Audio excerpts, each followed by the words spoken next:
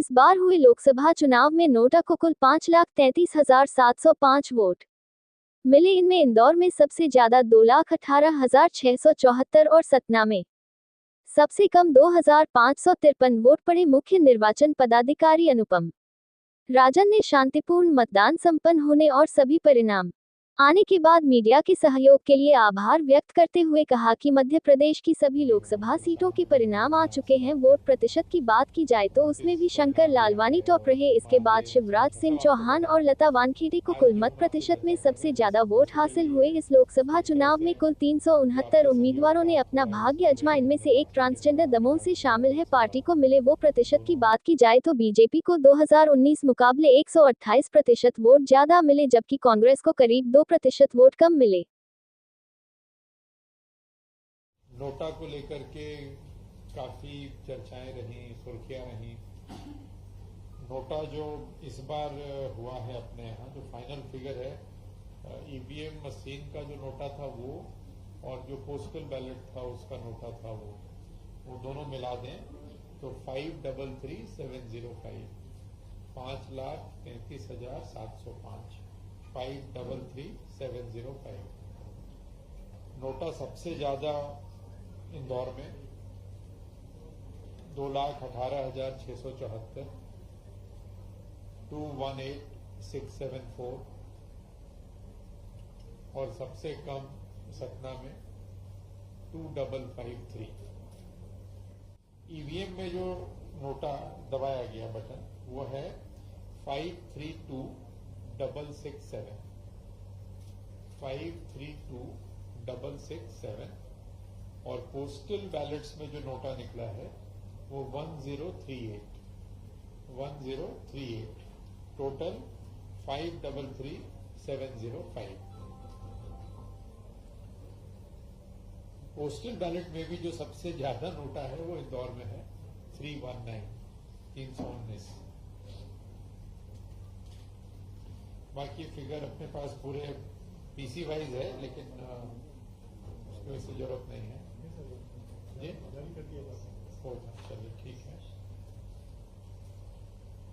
जो postal ballot जो count हुए वो सबसे ज्यादा भिंड में हुए थे, जहां करीब 8,349, और जो सबसे कम काउंट हुए वो दमोह में हुए 2,154। जो पोल जो मत डले उसका जो मैक्सिमम परसेंटेज किसको मिला, तो हाईएस्ट जो स्टेट में है वो इंदौर में 78.54। तो टोटल वोट्स पोल्ड का 78.54% मिला इंदौर में शंकर लालवानी जी को। नंबर 2 जो अगर हम देखते हैं विदिशा में शिवराज सिंह चौहान 76.70% और नंबर 3 डॉक्टर लता वानखेड़े सागर में 68.49। बीडी शर्मा जी को मिला है 67.75। टोटल पोल्ड वोट का 67.75। अगर हम पार्टी का वोट शेयर देखते हैं, और हमारे पास वो वाले फिगर भी हमने निकाले हैं 2019 वाले, तो सबसे जैसे इंडियन नेशनल कांग्रेस 2019 में जो वोट शेयर है वो 34.50 और अभी 2024 में है 32.44। बीजेपी का 19 का है 58%, अभी है 59.28। बीएसपी का है 2.38 था 2019 में 38, और 24 का है 3.28। सीपीआई का 19 का था 0.25, अभी है 0.14। नोटा 2019 में था 0.92 और अभी नोटा है 1.40। हाँ, और बाकी इंडिपेंडेंट और छोटे छोटे तो बहुत सारी पार्टियां हैं, वो डिटेल है 0.000% में जान के क्या करोगे।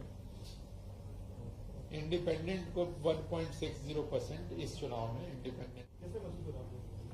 नहीं, हमें कुछ, हमारा काम है नियम निर्देशों का पालन करके चुनाव कराना, वो हम लोग करते हैं।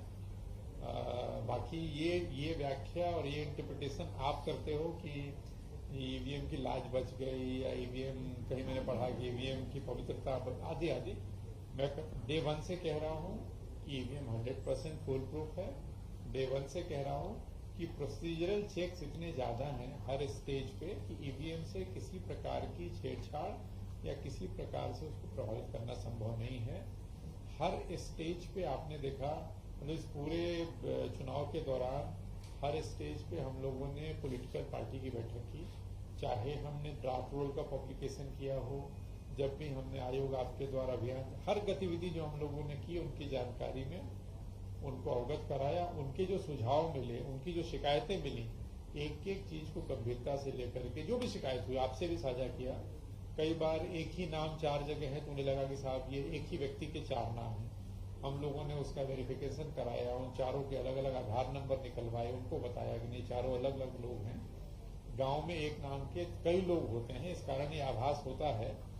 उनकी शिकायत भी जायज है, मैं ये नहीं कहता, लेकिन हम लोगों ने जांच कर उसको किया। तो हर स्टेज पे आपसे भी चर्चा की, उनसे भी चर्चा की, प्रोसीजरल चेक्स के बारे में बताया। और कहीं भी इवन आप अभी भी देख लो, जब पोल ईवीएम के बाद हुई, पोलिंग के बाद भी स्ट्रांग रूम के बाहर हर जगह स्क्रीन थी, हर जगह उनके लोग बैठे थे, 24 घंटे बैठ रहे थे। उनके बैठने की व्यवस्था, रजाई गद्दे की व्यवस्था, कूलर की व्यवस्था, सारा कुछ किया गया। तो मुझे कहीं कोई शक शुबा नहीं था। बाकी ये व्याख्या आप करिए। आचार संहिता की अवधि कल तक है, 6 जून तक है। आज 5 तारीख है, कल समाप्त है। मैं आपको प्रत्याशी तो बताया मैंने 369 थे। जमानत तो वो देखना पड़ेगा, मतलब जमानत आप जानते हो कि कुल जो पोल्ड वोट्स हैं उसका 1/6 अगर नहीं मिलता है तो आपकी जमानत जब्त होती है। बहुत लोग होंगे, जो मैं देख रहा था उस हिसाब से तो काफी होंगे।